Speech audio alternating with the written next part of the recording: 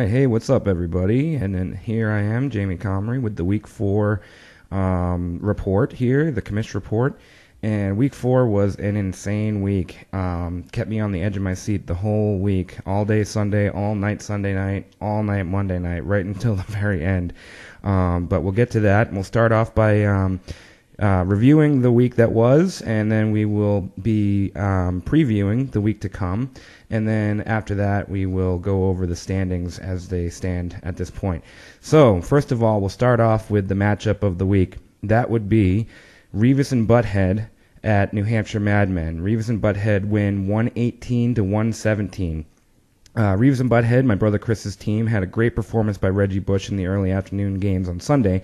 However, after the late afternoon games on Sunday, the score was 117-89 in favor of New Hampshire Madmen, which is Dave's team.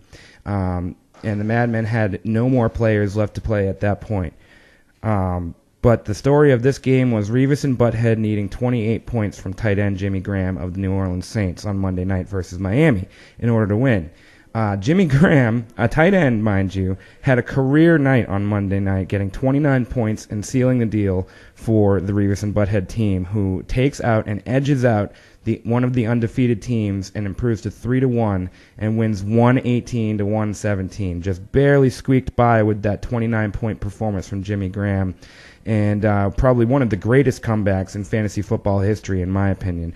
The New Hampshire Madmen fall to 3-1. Moving on to what I think would also be the other matchup of the week would definitely have to be the Hump Day Camels winning 150-139 over the Some Things You Can't Unsee Bros. That's the upset of the week right there. That's right, my prediction was correct last week, and the Hump Day Camels pull off their first win of the season, and on top of that took out the other of the two undefeated teams. After the afternoon games on Sunday, Hump Day Camels were out to a huge lead and would have been beating every other team in the league, including me. This is thanks to Adrian Peterson with 33 points, Andrew Luck with 22 points, and the Colts defense with 24 points. As for Timmy, some major flops from his players like Chris Johnson, DeMarco Murray, they were ultimately bullets dodged by the Hump Day Camels. This matchup turned out to be closer than expected when all was said and done, however. Going into Monday night, even though Hump Day Camels held on to a 60-point lead, 140-80 going into Monday night, all she had to do was dodge Drew Brees, Miami's wide receiver Mike Wallace, and Miami's kicker Caleb Sturgis. No easy task, as they actually combined for 62 points. However, so that 60 points would have been made up right there. However, her one saving grace was she got 10 points from Miami tight end Charles Clay on Monday night, and if it weren't for him, she would have lost. So Drew Brees got a whopping 52 points for Timmy that night, and I was watching Monday night's game, and it just boggled my mind. Drew Brees still throwing the ball with like 4 or 5 minutes left to go in the game, even though his team was leading by 21 points late in the fourth. But either way, Hump Day Camels take out the other undefeated team for her first win of the season. So she moves to 1-3, and Timmy moves to 3-1. We'll go over the standings a little bit later. But speaking of first wins, Nocho Cinco pulls off a huge upset over the Doug Tater ship and picks up her first win of the season, 152-91 over Doug's team. That's my mom's team, the Nocho Cincos. Doug Tatership, however, is my pick for the poop team of the week. That's right. Due to a monumental collapse from his team, he is one of the 3 teams this week that scored fewer than 100 points due to poor performances from Javion Bell, Maurice Jones-Drew, Calvin Johnson, and Kyle Rudolph. Those 4 players combined to only get him 14 points. The one saving grace he would have been Jay Cutler. Jay Cutler only had 0 points going into the fourth quarter of his game, but they wound up coming back against the Lions and almost winning that game. He winds up with 25 points, but it wasn't enough. Nocho Cinco had an all-star week from her team and outscored every other team except me. We'll get to me later.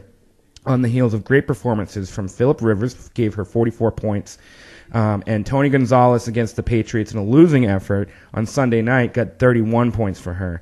But she was sitting pretty going into Monday night, and all she had to go against was Garrett Hartley, the kicker for the Saints. So she was sitting pretty. She even had played wide receiver Lance Moore on Monday night, who was inactive for the week. So even putting up that goose egg, she still won with just a huge win. And let me just review again real quick. 152-91 was that score. So that's also could be considered a game of the week as well. But Doug Tatership, definitely the poop team of the week. But ultimately, my predictions were correct. Both winless teams won this week, so I guess I'm predicting them well. And not only that, I also predicted my own win, 167-102. I would have beaten everybody in the league over the Binghamtons. I improved to 3-1. He falls to 1-3. That's my brother John. In this matchup, as has been the case every week for me, the story was Peyton Manning. Another crazy week for him. He got me 42 points. Ho-hum, no big deal. This matchup was over on Sunday night. It was just over and done with. Even though I had to go up against Tom Brady. He got 29 points for John, but he had nobody else left to play after that. And I still had Miami's running back Daniel Thomas, who I played in my swing spot because Jordy Nelson was on a bye week this week. Daniel Thomas put up a big goose egg, but it didn't matter. Even having only 8 of my 9 players having scored points this week, I still won 167-102 and would have beaten any other team in the league. The funniest thing about this matchup, too, in my opinion, Victor Cruz was my second highest point leader this week with 29 points, and he plays for the worst team in football, the New York Football Giants, and they are the poop team in the NFL. Even though they lost 31-7 to Kansas City, he still got me 29 points. So I owe my 3-1 record to Peyton Manning, though, ultimately. And just think, I was tossing up Peyton and Brady on draft day, and I'm very glad I went with Peyton. So I never thought I'd actually have to say that in my life, that's for sure. But now onward to the poop matchup of the week. That would be the Philly Cheesesteaks, and they edge out the Mile High Social Club 89-85. Neither team scored over 90 points, and this game was decided by 7:30 p.m. on Sunday afternoon. So neither team had any players going on Sunday night or Monday night. And even though this game was decided by only 4 points, neither team scored over 100 or even over 90 for that matter. So as I've always said with this league, the scoring system in place, with this scoring system, you should be able to put at least 100 points up every week. Jeff's team only had 47 going in to the second half of Sunday's games, and he had Antonio Gates got 26 for him, and Matthew Stafford got 17, but he also had players that did not do well. And Blair Walsh, his kicker, outscored most of his team and the opposing team with 12 points. Dan's highest scoring player was his defense with 25 points. A lot of his players basically put up goose eggs as well. The matchup, the only thing that was interesting to me about this matchup, was that both of their quarterbacks scored 17 points. And they almost tied as well. Now, the matchup tiebreaker in this league is the quarterback matchup. So, had they tied, it actually would have been an official tie because they also tied at the quarterback spot as well, unless I would go in and make some sort of second tiebreaker, maybe like yards passing or something like that, but it probably would have ended up in a straight-up tie. But I'm glad I didn't have to make an executive decision on that way. Either way, Philly Cheesesteaks improved to 3-1, and Dan's Mile High Social Club fall to 1-3 on the season. So that's the week that was. The week coming up, week 5, we're getting into bye weeks now. So, and this coming week, we have 2 battles of 3-1s, 2 battles of 1-3s, and then there's a 1-3 at 3-1, which is Mile High Social Club at 1-3. Facing the now 3-1, that's Some Things You Can't Unsee Bros, TG Timmy Gear's team. Sorry to do this to you, TG, but I have a funny feeling you're going to get taken out for a second week in a row. I think Dan pulls off the upset. And then the other 2 battles of 3-1 are Big Fat 77s, myself, at Revis and Butthead. And I'm sorry, Chris, you're going down, little brother. Philly Cheesesteaks at New Hampshire Madmen are also the other 3-1s playing against each other. The battles of the 1-3s include Nocho Cinco at Binghamton and the Doug Tatership at Hump Day Camels. I feel that Week 5 could be tough for some teams due to bye weeks for key players. So we'll see how people counteract their bye week players.